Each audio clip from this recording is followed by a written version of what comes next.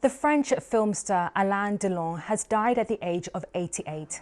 The actor was part of the golden era of French cinema, known for his tough guy persona on screen in hits including The Samurai and Borsalino. His family say he died peacefully at home, surrounded by his children and family. President Macron has paid tribute, posting on X, Alain Delon played legendary roles and made the world dream, lending his unforgettable face to shake up our lives.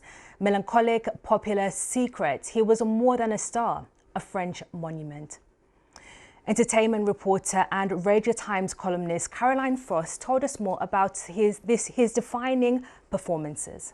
I guess off the top of my head, one of the most defining things was the bookends of his relationship with Romy Schneider, whom he later described as the love of his life, a German actress he met in the late 1950s and co-starred with in a film called Christine. She was a bigger star than him at the time, but then in later years, he recruited her back for the film that turned out to be a poignant reunion for The Swimming Pool, and he was desperate to reconcile. It would be, we have film stars these days where we're more concerned and aware of their romances, but these two really were something quite just typical of Central European glamour at the middle of the century. Nobody was more glamorous than these two, and that they were more than the sum of the parts. And you've mentioned thrillers, gangster thriller. I would have to mention Borsalino as well, because he showed he could do something else very different alongside Jean-Paul Belmondo in 1970. And I also have to mention The Samurai, because Alain Delon's depiction of a lonely, a solitude,